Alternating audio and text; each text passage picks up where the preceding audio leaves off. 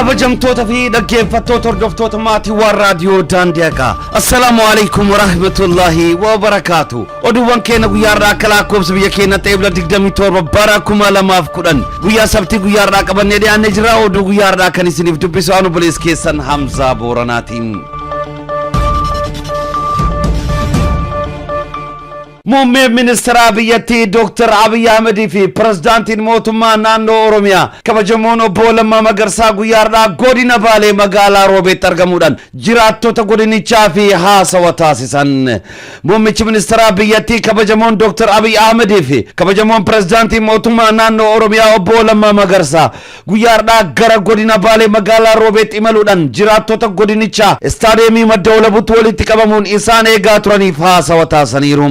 godina Baalee dirree xayyaaraa hin qabdu waan ta'eef uummanni godina Baalees akka jiraattonni magaalaa garaagaraa taasisan sana buufata xayyaaratti argamuun simachuu baatanis namoonni 30,000 ol ta'an istaadiyeemii Madda Walabuutti argamuudhaan simannaa ho'aa taasisaniiru.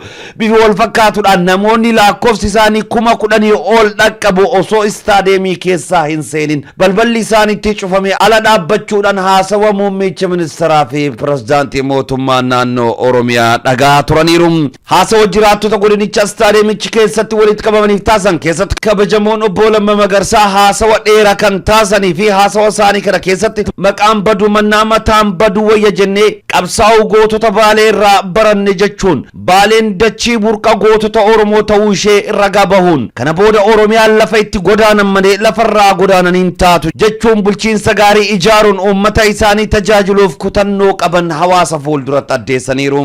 bifuma wal fakkaatuudhaan muummichi ministeera biyyattii Dr. Abiy Ahmed gootummaa gootota Oromoo Baalee faarsuun akka Haaji Adam Saaddoo iccitii qabachuu danda'uuf wal dhaga'uu yoo dandeenye qabsoo abbootii keenya galmaan gahuu ni dandeenya. gabrummaa iddaan buqqifna dadhabnu ilmaan itti guddifna akkuma jeneraal Waaqoo guutuu jedhan jechuudhaan haasawa sabboonummaa ciccimaa dubbataniiru. muummichi ministeera biyyattii fi akkasumas pirezidaantiin mootummaa naannoo Oromiyaa haasawni isaan godina Baalee magaalaa Roobee keessatti guyyaa har'aa taasisan akkaan cima kan ta'ee fi gara gulantaatti aanutti hojiiwwan ciccimoo hojjechuudhaaf akka waadaa galan kan agarsiisu yommuu ta'u haasawa isaanii cimaa haasa'an kana gara hojiitti yoo jijjiiruu baatan rakkoon cimaan isaan mudata bifa jedhuudhaan guyyaa har'aa magaaluma Roobee keessatti akkuma istaadiyeemii keessa ba'ameedhaan mormii akkaan cimaa magaalaa Roobee keessatti gaggeessanii jiru. gama biraatiin istaadiyeemii keessa osoo hin bahin dura sagantaa kana irratti gootota misooma Oromiyaatiif sirni baasaa akka kenname himameera. kabajamoon Dr. Abiy fi kabajamoon obbo Lammaa Magarsaa bakka bu'oota jiraattota godinichaa waliin marii galma Madda Walabuu keessatti qaamota hawaasa irraa filaman wajjiidhaan akka gaggeessaa turan beekamee jira.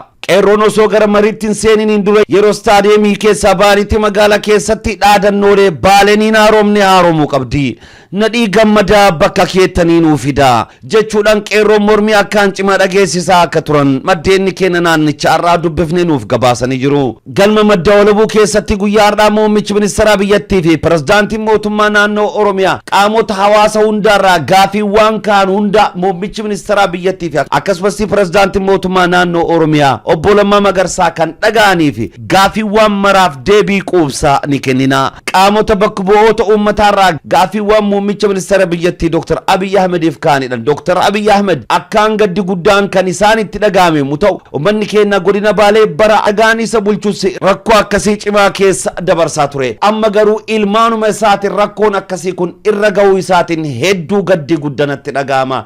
gaddee qofa kan dhiisu osoo hin ta'in dhimmi kun haaromsi kun akka hatattamaan gabbu'ee jijjiiramni guutumaa guututti argamu irratti hojjenna jechuudhaan waadaa akka galan qeerroon waltajjicha irra turan gabaasa raadiyoo daandiyaaf kennaniiru. turtii qeerroo wajjin taasifne akka armaan gaditti isin dhageessifna. Hello.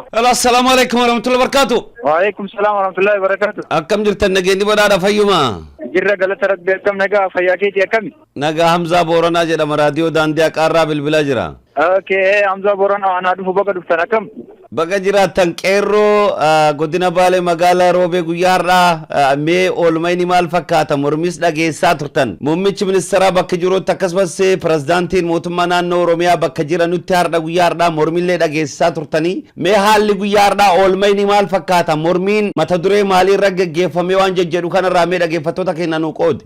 wallahi galanni duraan dursee atillee nu bilbiltee si wal qunnamuu kiyyaaf galanni kee haa ga'u irra deebi'ee immoo rabbii keenya galanni haa ga'u rabbii Oromoo cufaa tokko godhee biyya seenillee tokko godhe kan biraa wallahi olmaan har'aa maal jaarraa 130 har'a abbaan biyyaa nu dhufee rakkoo seenna haaromsaa wal qabate akkasuma dinagdee wal qabate akkasuma uummata keenya akka siyaasaadhaan hidhamanii abbaa kanaa jechuun hidhaman maal dhibee Oromoo cufaa akka godina Baaleetiif akka Oromiyaatti illee kaafannee nurraa fudhatanii deebiillee atamtamatti isinii kennan nu jedhanii kabajamoon muummicha ministeeraa Dr. Abiy illee akkasuma abbaa qeerroo Lammaa Magarsaa isaanis mootummaa naannoo Oromiyaa gaafii gaafanneef hunda tole nuun jedhanii nurraa fudhatanii akka gaarii gammannee akka gaarii mirgaanne abbaa biyyaa arganne tataaniiti gaafiin kenna dhawaatan kan nu deebi'u ta'a kaatantaman nu deebi'ullee kennineefii jira gaafannellee jira isinii deebisnaf nu jedhanii jira tan bakka ormaan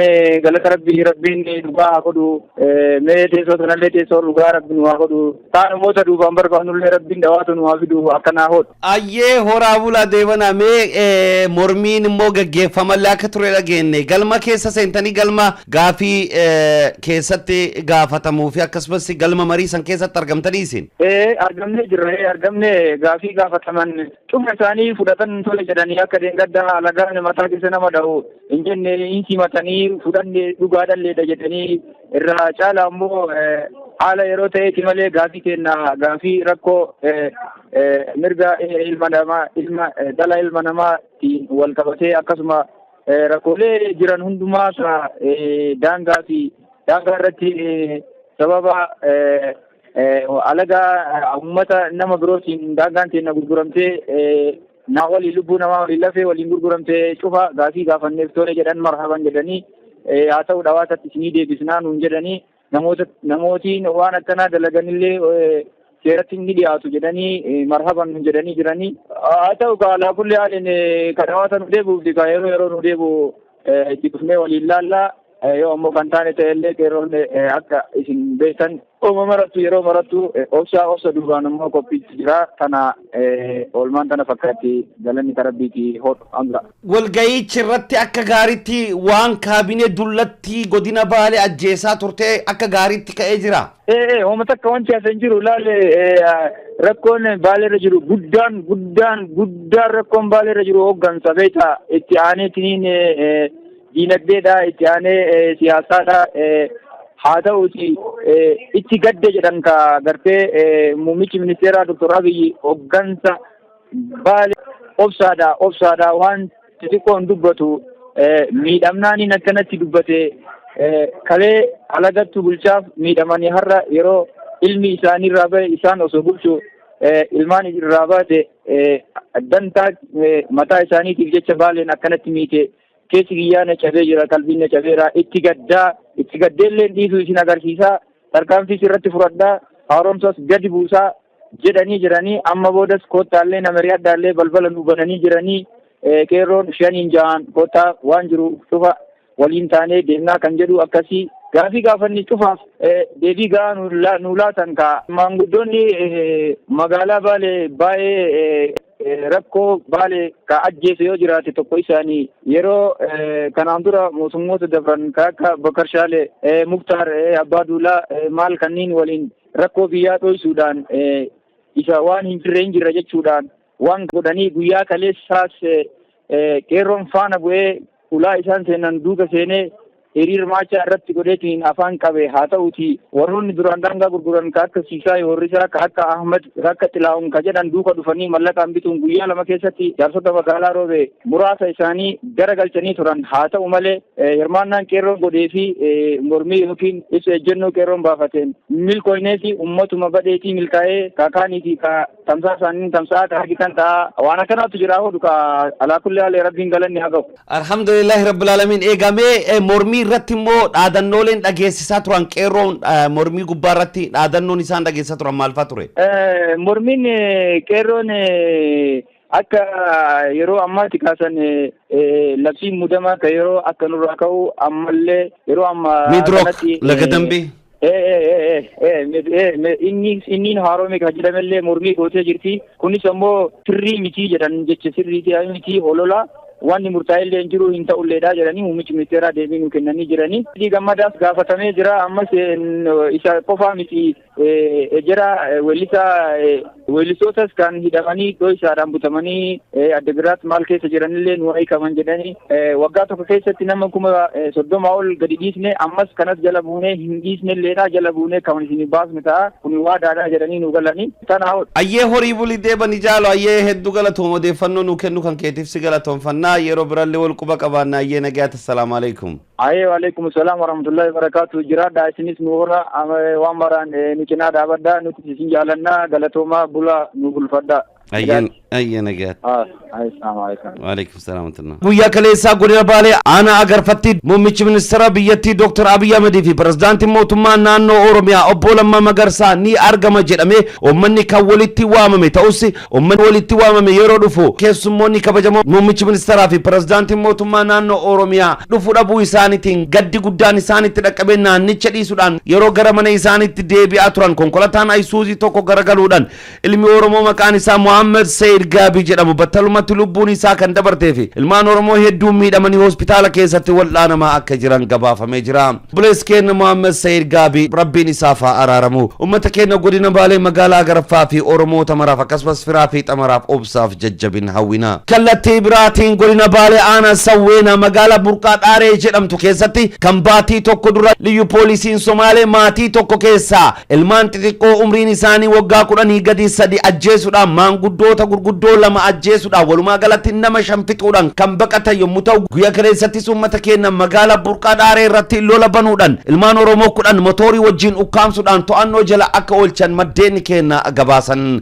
Godina Baalee aanaa seenaa magaalaa Burqaa Dhaaree jedhamtutti liyyu poolisiin lola guyyaa kaleessa banteen gama liyyu poolisii irraati namoonni kan ajjeefamanii fi akkasumas namoonni 4 dhaqqaban akka isaan irraa madaawan maddeen keenya naannicharraa odeeffannoo nu dhaqqabsan nuuf addeessaniiru. Maddeen keenya naannicharraa akka nuuf gabaasanitti dhukaasa guyyaa kaleessa uummata keenya irratti qeessatti dhufuudhaan qaamonni kun dhukaasanidhaan gama uummata keenya irraa namni miidhame jiraatu baasus motoora 5 fi namni 10 harka liyyu poolisii akka jiru maddeen keenya kun nuuf gabaasanii jiru. Maddeen keenya naannicharraa nuuf gabaasan akka jedhanitti namoonni keenya 10 kun osoo qaamota badii kanaadhaan badii isaanii tokko malee osoo hin qaqqalamin harka isaaniitii qaamni mootummaa dhimmi kun ilaallatu gareen komaand poostii akkasumas mootummaan biyya bulchu akka tattamaadhaan ilmaan keenya kanaaf dhaqqabuudhaan harka diinota kan jala akka nuuf baasu dhaamanna nuun jedhaniiru. Naannichatti bilbilee odeeffannoo qindeeffannee qabnaa turtiin keessan nu faana ta'u.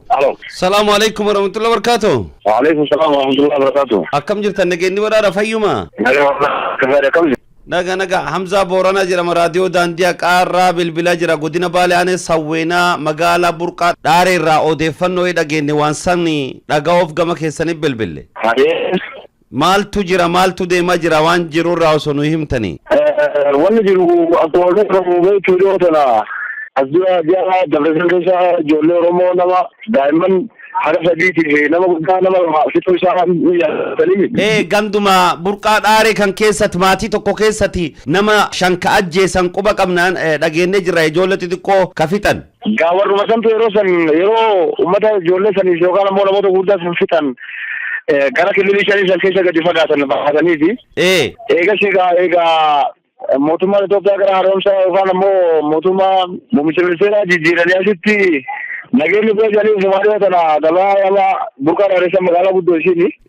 Magaalaa san dhufanii uummanni Oromoo osoo waliin jaarsummaan dubbatiin laga keenya mana keenya qabatanii harkaa qabdanii osoo mana keenya harkaa qabatanii qabdan osoo dubbatanii jaarsummaan nu dubbatanii muummicha ministeeraa filameef nageenyi hin buune. Tole. Maaliif magaalaa dhuftan nama fitina jeesaa nama ta'anii akkanumaan dhuftanii magaalaa seenuu osoo hin taane nageenyi bifa barbaachisuun bu'uu qaba malee akkanuma magaalaa seenuu qabdanii jedhanii bakka magaalaa keessaa beeku. Warra Somaalee kana magaalaa keessa baasanii. Tole. Magaalaan ta'uu Oromooti waanis akkanumaan dhufuu miti eega waliigalee dhuftan malee amma dhuftan jedhanii baasanii sababa kanaa wal qabatee milishaa namoonni garii jeequmsa yeroo kakaasan akka waan uleen tuttumamanii namoonni eegasiin booda deemanii ganda isaanii dhaqanii meeshaa fudhatanii kalee galgala magaalaa san darbata. Tole. Kanaaf namni hin duune magaalaa wal darbatanii akka gaariitti walitti tokkosanii laga Dubraa jedhanii akka namni biraa ka magaalaa san jala yaa'u jira Burqaa Dhaaree kan ta'in. Tole. Karaa asirratti walitti tokkosanii akka gaariitti injifannoon bakka magaalaa seenuu organii deebi'an jedhanii. Tole. Waan akkanaati eegasiin booda yeroo dhageenyu ijoollee motoraan kalee ganama yeroo sanitti magaalaa keessaa bahee gara aanaatti ol deemutti osoo jiru ijoolleen gara nama 10 wayiitti dhufanii beetu. Tole.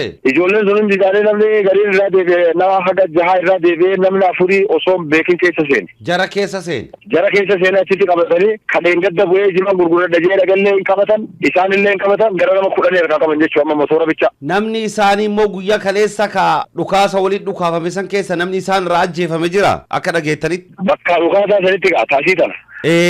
Bakka asii kanatti daawwii wayii baatti jedhanii daawwii taatee meeshaa taatee waa baatu isaaniiti kan himamu baatu nama isaan warri gartee maddirra jiru yeroo saniif kalaalaa jiru waa baatutti jirti jechaa ture miidhamuun isaanii waa takkaashatti waan qabu fakkaatu. Haala kanaan immoo namni keenya haala hamaa keessa jira amma harka isaanii keessa jira jechuun namni 10. Namni 10 isaantu qabatee ammatti harkaa qaba bakka namoota isaan ganama kana gara aanaa kanallee kumaandi boosii jalaata qillisa jedhanii jiran wayii akka barbaadamtee kumaandi boosii sun namoota keenya osoo isaan hin ganne akka duritti akka duraanas dura nama hedduu nama motoraa kan qabatanii gurguraa turan sanitti akka isaan hin gurraane itti to'ataa wayii itti deemtee jirti. Garuu deebiina gammaa waan nurraa dhufan qabdu. Amma haala akkasii kanaan namni keenya amma 10 sun kan motorii wajjin jiru sun bakka maal jedhamtutti hidhaam ka jiran. Ganda busaa jedhamu isaan dhufanii seentera jedhanii naannoo 4 keessatti as dura dhaabanii lolli guddaan irratti deemuu ture san. Kan isaan itti baqattoota jedhanii itti qubatantu jira bakka sanitti walitti qabanii bakka sanitti maraayyuu isaan hunda kalaqa eddaa jiruuf kaasii gad dhufellee maraa bakka takka deebisanii akkasitti qabatanii edda akkas turan jiran. Duuba haala kana keessatti nama keenya lubbuu baraaruudhaaf maaltu tolfama maaltu tolfamuudha qaba maaltu warra mootummaa irraa eegama maal dhaamta wanni san nuu himtan bee. Dhaamsi gaa uummanni kun uummata beekuu miti nama keenya fayyaalessa deemu diinatti qabanii ufii rakkoo dalaganii nama keenya mootummaa akka gartee namni hin baane waan barbaadaniif mootummaan yeroo ammaa kana kumaandi boosiin yeroo ammaa Itoophiyaan bulaa jirti. Humnummaan sun tajirtu sun bakka jirtu irraa itti deemanii akka lubbuu namoota keenyaa san baraaran yoo kan nageenya haa bu'u jantaate yoo ammoo kakkasan hin goone taate akkuma duraatti balaan kun itti fufuusaati. Ayyeegaa horaa bulaa deebanaa nama keenyallee rabbiin nagaan nu gadaa baasu egaa waan odeeffannoo kan nu kennitaniif hedduu galatooma amma haallee waliigalaatiin magaalaa Burqaa Dhaaree keessa haalli jiru maal fakkaata? Uummanni tasgabbiin jira? Hin jiru tasgabbiin tokkos hin jiru magaalaan yeroo ammaa kana haala badaa keessa jirti jedhanii milishaan keenyas akka gaafa kumaandi boosiin hundi hidhataan tokkos milishaan akka hin argamne jedhanii namni meeshaa qabu hin jiru dubartii fi ijoollee maraayyuu bishaan guddoo laga namni isa hin dandeenyetti baqatanii bishaan sanirra ijoolleen xixiqqoon fi dubartiin cehuu hin dandeenye afaan lagarra danqaraa gurguddaa fi dhagaa keessa deemaa jiran jan. Ayyeegaa haala amma kana keessatti yeroo baaleedhuma kana keessa yeroo wanni kun amma ta'aa jirutti muummichi ministeera biyyattii fi kabajamoon pirezidaantiin mootummaa naannoo Oromiyaa magaalaa Roobee keessa jira yeroo ammaa kanatti egaa haala kana keessatti isin maalidha ergaan keessan jiraafillee? Ergaan keenya ammatti rakkoo kana furmaata akka nu godhatu lubbuun nama keenyaa sun akka nu baraaramu akka namni keenya bilaashitti nurraan duune dirree lolaatti hin duune namni horii miti re'ee miti qalama guyyuu akkanuma qabee dhalanii akka dafanii irraa nu dhaqqaban gaafama. Ayya horaa bulaa deebana wal quba qabaannaan illee isin hordofaa hayya assalaamu alaikum warahmatullah. Ayya alaikum salaam warahmatullahi wabarakatuh. Hidhattoonni Affaar meeshaa gurguddatti fayyadamuudhaan uummata keenya Walloo Oromoo haleeluu itti fufaniiru. Hidhattoonni naannoo Affaar guyyaa dheengaddaa fi guyyaa kaleessaa meeshaalee gurguddatti fayyadamuun uummata keenya Walloo Oromoo irratti waraana banuun haleelaa akka jiran maddeenni keenya gabaasaniiru. Haaluma kanaan lolli guyyaa dheengaddaa aanaa baatee ganda Coqoritti jedhamutti eegale hanga guyyaa kaleessatti itti fufee ooluu isaa kan dheere maddi oduu keenya guyyaa kaleessa humni raayyaa ittisa gidduu seenuun Oromoota Walloo 10 qabuun gara kaampii isaanii ganda Burqaa keessatti argutti geessanii akka jiran himameera. Ilmaan Oromoo aanaa baatee ganda Coqorrottii fi naannoo Affaar gidduutti walitti bu'aansa uumameen ilmaan Oromoo hidhaman 8 bulchaa gandichaa waliin raayyaa ittisa biyyattiin fuudhaman tokkoffaa Daayid Ibraa lammaffaa Muhammad Addee sadaffaa Muhammad Sayido afraffaa Ahmed Yaasinoo bulchaa gandichaa shanaffaa Hashim Abduu jaffaa Abduu Guddaa torbaffaa Huseen Hedatii fi saddeetaffaa fi obboleewwan hafan maqaan isaanii nu hin dhaqqabne. Oromoonni Walloo haleellaa shiira wayyaaneen xaxxeen irratti aggaamamtee miidhamaa kan jiran yommuu ta'u yeroo garaa garaatti aanaa irraa hanga godinatti iyyatanis dhageetti dhabuu isaanii himuun uummanni Oromoo isaan waliin akka dhaabbatu waamicha dabarsaniiru. Guyyaadhaa godina Booranaa magaalaa Yaaballoo keessatti qeerroon mormii cimaa kan gaggeessitee fi qaamonni OPDO dulloomtu fi poolisiin Oromiyaa qeerroo irratti tarkaanfii hamaa fudhatuudhaan qeerroo 3 akkaan akka miidhan maddeenni keenya naannicharraa nuuf gabaasanii jiru. Godina Booranaa magaalaa Yaaballootti ganama guyyaadhaa mormiin dhimma daangaa lafa Oromiyaa of keessatti hammatee fi dhaadannoowwan hedduu qabu guyyaa har'aa ganamaan geggeeffamee jira. Akkuma baratame bulchiinsi godina Booranaa poolisii hiriiratti bobbaasuudhaan ilmaan Oromoo reebsisaa kan oole fi barattoonni sadi akka miidhamanii hospitaalatti wal'aanamaa akka jiran maddeen gabaasanii jiru. Barattoonni miidhamanii hospitaala keessatti argaman Galgaloo Kuraa barataa kutaa 12ffaa, Abduuf Gaayoo barataa kutaa 10, Qaallicha Jaarsoo barataa kutaa 12 akka ta'an maddeen kenna nuuf gabaasanii jiru. Godina Booranaa magaalaa Yaabal'ootti guyyaa har'aa Eebila 27 bara 2010 qeerroon magaalittii hiriira mormii ganamaan kan geggeessan yommuu ta'u qaamonni OPDO dullatti jijjiirama hin barbaanne kan bulchiinsa godina tiim obbo Liiban Areerootiin durfamu Agaazii fi poolisii Oromiyaa waliin ta'uudhaan miidhaa cimaa barattoota keenyaa irratti dhaqqabsiisaa oolee jira. Barattoonni keenya hiriira kana irratti dhaadannoon isaan dhageessaa turan hedduu kan ta'e yommuu ta'u dhaadannoowwan dhageessifamaa turan keessaa ajjeechaan magaalaa Mooyyalee fi Oromiyaa kutaalee garaagaraa keessatti raawwataa jiru nurraa haa dhaabbatu. Namoonni ajjeecha kana raawwatan seeratti nuuf haa dhiyaatanii. Hidhamtoonni siyaasaa kan achi buuteen isaanii dhabame kan akka Abdabbasaa Guyyoo fi Nadhii Gammadaa haa hiikamanii. Alaabaan kutaa 5 Mooyyalee keessaa haa ka'u. Haaromfamuun Miidirook Laga Dambii haa haqamu. Bulchiinsi dullachi tiim Liiban Areeroo nurraa haa ka'u. Haaromsi godina keenya haa dhaqqabu. Komaand poostiin labsii yeroo muddamaa nurraa haa kaatu. Odaa diimaa goofa laheen teenna nuuf haa deebitu. Dhaadannoowwan jedhan kan dhageessaa turan yommuu ta'u gareen OPDO dullatti tiim Liiban Areeroo Agaazii waamte abaa'ottu magaala seene jettee miidhaa qaama qeerroo irraan akka dhaqqabsiifte maddeen kenna naannichaa irraati odeeffannoo raadiyoo daandii haqaaf kennaniiru. Turtii obboleessa keenya wajjin taasifne akka armaan gaditti sin dhageessifna. Aloo yoo akkam ooltan nageenyi badhaadha fayyuma? Nagaa kam fayyumaayyuu? Fayya nageenyi badhaadha Hamzaa Booranaati raadiyoo daandii haqaarraa bilbilaa jira. Akkam jirtan nageenyi badhaadha? Badhaadha guyyaa har'aa egaa godina Booranaa magaalaa Yaabal'ootti mormiin geggeeffamee ture. Mormii kanarratti qeerroon namni hedduun akka hidham dhageenye. Mee waan oolmaa guyyaa har'aa irraati daa'imtuu nu kennuu dandeettanii? Akkasuma diraan sagalee mormii ture. Tole. Akkuma namni sagalee mormii isaan dhageessifachuuf yaalii godhetti dhufeetini innis wayyaanee kan ta'e poolisii Oromiyaa dhufteetini bittinneessuuf yaalte. Bittinneessee latti malee faanamteen yaateetini yaadu qabde. Tole. Guddoo midhaanteetiin guddoon inni goddaate alaga sadii keessa guddoo akka malee ni goddaate illee nama immoo hayyuma guddoon inni goddaate dulaan midhaante waan dhibee akka sareen yafaan midhaante amma immoo hayyuma guddoo reebichaa maaniif gaggeeffamee ture. Wanni isin gaafattan waan mirgaati yeroo ammaa kan keessattuu biyyattii san keessatti mirgi nama kabajamuu qaba jedhanii yeroo dubbatamaa jiranitti sababni isan rukutaniif maal wanni isin gaafattan jeequmsa hin kaafne gaafii mirga gaafattani. Eenyutu isinitti erge maal dubbata warri poolisii kun maal irraa dhageettan maal isinitti dubbatan? Nu sagalee dhageeffachuu jira dhufanii nuti yaadanii gamgamaan marsanii waan dhageessifatanii kan malee asii bituu hin dandeettanii daangaan huyyuu kabachiisuu jirra wani daangaa uumaa kan dhibanii daangaan huyyuu kabachiisuu jirra fayyaa achi yaatanii romaan uumanii achi nyaatanii yoo ka daangaa kabachiisuu dandeessan taate naamma achi yaatanii nyaanni naamma achi kana kan taatan hijibaa kan taatan armasaa kan jedhanii wani gaafadhaa jennee turre waan tokko hin gaafanii yaatamoo tajaajila xiyyaana ammoo irreen ofinaadhaan nu qabatan oma gaafi tokko gaafi mirgaa kaa'aa jettanii hin jedhan qaamni ammoo isaanitti erge qaamni hogganuu jiru hariijiin hin jiru warri ajaji namaatiin alatti waan dhibisaa hin danda'u nutumaas tajaajile warri godina fe'amnichuu jiru tajaajile beena dhawaa hedheetiin isaas inni ergani beena ijoollee hin dhaanaa jedhan itti ergan bifuu fitichaa inni ergani warri bifuu fitichaa inni dhufeetiin akkuma fitichaa akkuma jecha hin dhaanan. Ijoollee akkamtuudha namti hospitaala seente maqaa isaanii qabdanii?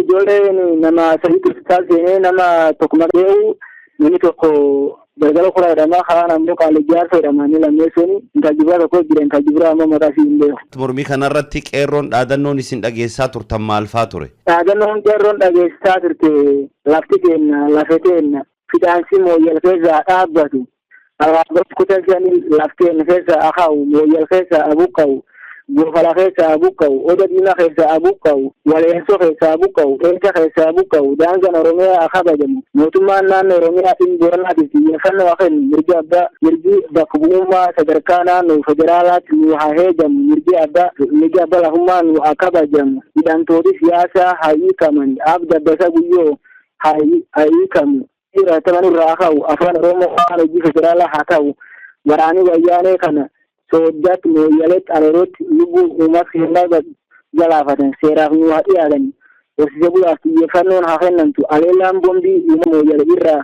haa dhaabbatu bu'uuraalee misoomaa kanaan jiru waadanuuf galam kan ijaaramu kanneen akka yuunivarsiitii Booranaa kanneen akka kolleejjii barnoota yaadalloo kanneen akka bishaan billiqqoo nu haa ijaaramu isi jedhu haaromsi gad fageenya godina Booranaatti haa gaggeeffamu isi jedhu dhaabannoon kun. Egaa haaluma waliigalaatiin qabxiin isiin kaaftan cufinuu qabxii mirgaatii gaafii mirgaatii kanaan wal qabsiisee godinni kunini godina waggoota dheeraadhaaf dagatame ka argitee toorri misooma takkallee keessa hin jirre kanaafidha qeerroon kan mormii geggeessaa jiru warra biyya keessatti jijjiiramni dhufaa jira jechuudha naga sadarkaa federaalaatti eega namni Oromoo muudamee jira mee warra kanaafillee argitee warra nu dhagahu warra sadarkaa Oromiyaa fi federaalaa gubbaa jiruuf isin maalidha dhaamsi keessan jara kanaaf? Warri sadarkaa naannoo sadarkaa federaalaa illee jirullee jala gaanseetiin kan humni guddaa irra qabnu mootummaa naannoo Oromiyaati. Inni daangaa irratti doonii jiru. Xiyyeeffannoo nuu kennu qabeeyyii uummata warroota hooggantoota haaraa filatame kan naannoo Oromiyaati. Akka federaalatti warri baay'ee irra koomee qabna. Maan jennaan uummata Booranaatu kan jirre Booranaa xiyyeeffannoon jalqabaa Booranaa dhufee Booran laaluu qaba. Doktori Abiyyiillee gaafa muudamee Booranaa dhufeetiin jijjiirtu maankee giddan jedhee kan Booran guddisuu ture. Aga ammaa eeganne dhabne lama magarsaaliin aga ammaa waniin hojiin Booranaa dhufeetiin akkam jirtanii jedheetiin sagalee ajjabinaa tokkollee nuu kennellee hin jirtu. Warri akka hojiin Booranaa nuu jedheetu jira. Maan isa korne jedhanii beekan hin beekni maaf hojiin Booranaa beekanii godini Booranaa Oromiyaa godini Booranaa yookaan Itoophiyaa godini Booranaa maaf waan tokkollee bu'uuraalee misoomaa haa ta'u haaromsanii haa gaggeeffamellee maaf nu keessaa hambisanii Booranii waan akka maal kan keessaa hambistan Booran akkamiin laaluu jirtan inni Booranaa laaluu jirtan haa sirreeffatanii hoo yaadir qaba homaa waan xiyyeeffannoo tokkollee nu kanis hin kennu xiyyeeffannoo Booranaa kenna uummata Oromooti nulleen uummata Oromoolee keessaa hangafa ammoo hangafti jechuun maqa qofaa nu ta'uu jirti xiyyeeffannoo nu kenna kanaan dura waan haaromsaallee gaafannee turre tokko dhugaa gamma tokkollee deebii hin arganne agamaan jiru deebii hin argatillee hedduu jira waan xiyyeeffannoo akka isaan godin Booranaati kennitan qeerroon godin Booranaa isaan gaafatti jedheetiin warraadhaan. Ayyee jaaloo hedduu galatoomii wal quba qabaannan ulleen sagalee keessan kan qaama dhimmi ilaallatu biraan ni geenna horaa bulaa deebanaa jabaadhaa argitee obboleewwan keenya argitee miidhamtee hospitaal jirtullee rabbiin argitee nu haa fayyisu horaa bulaa deebanaa wal quba qabaannaa nagayaatti. Warri bulii deebanillee harkifituma ta'e. Ayyee. Kutbaan Jumaa guyyaa kaleessaa dhimma majlisa seeraan alaa irratti akka xiyyeeffatu waamicha ulamootaan dhiyaate hordofuun Oromiyaa bakkeewwan hedduu keessatti kutbaan dhimma majlisa seeraan alaa irratti taasifame. Ulamoonni keenya kutbaan guyyaa kaleessaa Jumaata dhimma majlisa seeraan alaa irratti akka xiyyeeffatu waamicha dhiyeessan hordofuun guyyaa kaleessaa Oromiyaa bakkeewwan adda addaatti kutbaan dhimma majlisa seeraan alaa irratti taasifamaa akka oole maddeewwan gabaasaniiru. Haaluma kanaan godinaalee Jimmaa, Harargee, Baalee fi bakkoota adda addaa keessatti imaamonni masgiida dhimma majlisa seeraan alaa irratti xiyyeeffachuun kutba gochaa kan yommuu ta'u majlisni seeraan alaa hawaasa musliimaa bakka hin bu'u waan ta'eef qaamni dhimmi isaa ilaallatu furmaata akka itti kennuu fi adeemsa hajjii bara kana irratti maallaqni guddaan majlisni seeraan alaa murteesse sirrii waan hin taaneef fudhatama hin qabu jechuun balaaleffachaa akka oolan beekameera. Hawaasni musliimaa mootummaan gaafii isaaf deebii hin kennu yoo ta'e qabsoon bifa haarawaan itti fufuun gara gulantaa ta'anutti ce'uuf akka deemu kallattii hundaarraa akeekamaara. Magaalaa Itayyatti daawaan jamaa barattoota musliimaa magaalaa Itayyaan qophaa'ee gaggeeffamaa akka oole ibsame. Godina Arsiitti guyyaa har'aa daawaan guddaan jamaa barattoota musliimaa magaalaa Itayyaatiin qophaa'ee gaggeeffamaa akka oole maddeen gabaasaniiru. Daawaa kana irratti argamuun ulamoonni akka Dr. Jeelaan erga barattoota fi uummata magaalattiif dabarsaniiru. Jamaan barattoota magaalaa Itayyaa waggaa kurnaan har'aa hundeeffamuu isaa kan ibsanii hundeessitoonni jamaa kana kan ibsan yommuu ta'u Dr. Jeelaan dabalate ulamoonni garaagaraa sagantaa kana irratti argamu gorsa bareedaa kennaa akka turan maddeen addeessaniiru. Sagantaa kana irratti uummanni akka hirmaatuuf yaamichi darbee kan ture ta'us hawaasni musliimaa haala barbaachisuun irratti hin argamin hafuu isaa kan eeran qindeessitoonni sagantichaa uummanni keenya sagantaa daawaa asiin booda taasifamu irratti hirmaachuun jamaa kana jajjabeessuu akka qabu dhaamsa dabarfataniiru. Jilli lammiif gaachana jedhu magaalaa Naayiroobii irraati marsa lammaffaaf deeggarsa uummata keenya godina Booranaa magaalaa Mooyyalee irraati ajjeechaa diinaa irraa dheessuudhaan gara Mooyyalee gama Gaamboo Keeniyaatti baqatuudhaan kaampii Dambalaa Facanaa keessatti argamu deeggaruudhaaf jilli kun Naayiroobii irraa deeggarsa haala adda addaa qabatuudhaan imalaa akka jiru beekamee jira. Deeggarsa kan taasisan uummata keenya Awustiraaliyaa, Meelbarn, Kanaadaa, Kalgarii, USA, Saawuz Dakootaa, Noorweey, Bergen, Minisoota Airport fi Oromoota Texas irraati akka ta'an maddeenni keenya gabaasaniiru. Jilli kun kan durfamu sheeka keenya Sheek Anwaar Yuusufiidhaan akka ta'es beekamee jira. Dhimma kanarratti odeeffannoo dabalataa akkuma nu dhaqqabeedhaan kan qabanne isiniif dhiyaannu ta'a. haaromfamuu hayyama oomisha warqee miidroo godina Gujii Aanaa Shaakisoo laga dambii ilaalchisee dhaabbanni Koongirees Federaalistii Oromoo ibsa ejjennoo baasee jira. Ibsa ejjennoo isaanii kana keessatti biyyi keenya Itoophiyaan sirna bulchiinsa federaalizimiitiin akka hoogganamtuu fi maddi aangoo uummata ta'uu heera Federaal Dimokiraatik Riippaabilik of Itoophiyaa irratti ibsamee argama kan jedhaniif akkasumas sirna bulchiinsa irratti lammiilee mirga yaada ofii kennuu fi dhageeffamuu akka qaban heericha irratti tumamee jira kan jedhaniif keessumattuu ummatoonni hojiilee kallattii maraan naannoo isaanii keessatti hojjetaman irratti yaada isaanii kennuu fi gaafachuu akkasumas gaafii gaafataniif deebii argachuuf mirga qaban kan jedhan ibsa isaanii kana keessatti karaa birootiin immoo lammiilee fi ummata biyyatti fayyaan isaanii eeggamee lubbuudhaan jiraachuu mirga akka qaban heera fi waliigalteewwan mirga namooma idila addunyaa biyyi keenya fudhattee raggaasistee jirtu irratti ifatti tumamee argama jedhaniiru. Kana malees biyyoonni hojiilee naannoo faalan irraa of qusachuu akka qabanii fi faalama ittisuu fi hirdhisuu irratti hojjechuu akka qaban sadarkaa idila addunyaatti waliigaltee irra ga'ame itti gaafatamummaa mootummaa isaa guddaa ta'e irratti hojjetama akka jiru kan beekamudha kan jedhanii fi hojiileen biyya keenya naannolee tokko tokko keessatti hojjetama jiran garuu qabatamaa armaan olitti eeraman kan faalleessan ta'anii argamu. Dheenna kana mootummaa biyyoolessa naannoo Oromiyaa godina Gujii keessatti raawwatame kanaaf fakkeenya guddaadha. Kaampaniin Miidroo Gold laga dambii waggoottan 20 darban albuuda warqii toonii baay'eetti kan tilmaamamuu fi lakkaawwamu hammachaa doolara baay'eetti calleessaa gurgurachaa ture jira. Faallaa kanaan sababa oomisha warqii kanaatiin hawaasa naannoo kan jiraatan irratti rakkinoota dinagdee dhaqqabsiisuu irra darbee fayyaa isaanii balaarra buuse jira. Kanarraa kan ka'e uummanni naannichaa hojii warqii baasuu kana morma ture ammas mormaa jira kan jedhani dhaabbanni Koongirees Federaalistii Oromoo gaafiiwwan uummata kun furmaata osoo hin arganne dhiyeenna kana haaromsi eeyyama kaampaaniif kenname irraa kan ka'een mormiin uummata ka'ee jira. Mormii uummata kanaaf sababni guddaan ammoo qabxiiwwan sadaan armaan gadiiti. Hojii warqii baasuu naannoo faalee qaamaaf lubbu namaa beeladaa irratti miidhaa olaanaa geessisaa jiraachuu isaa. Hojichi hawaasa naannichaa giddugaleessa kan hin godhannee fi kan hin fayyadne ta'uu isaa.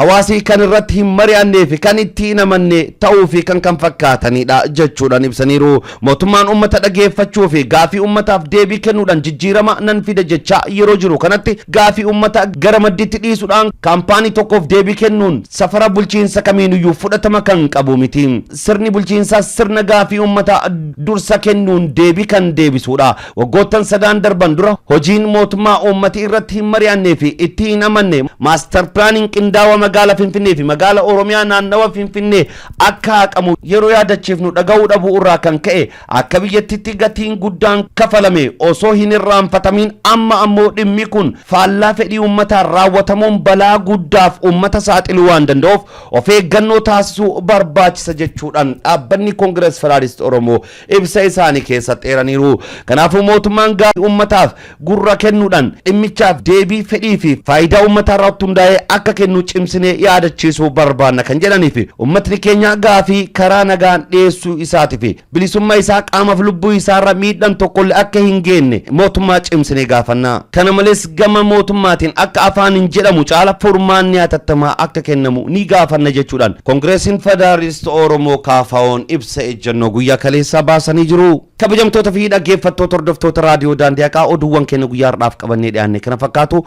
qophiiwwan keenyaaf wajjin turmaata gaarii.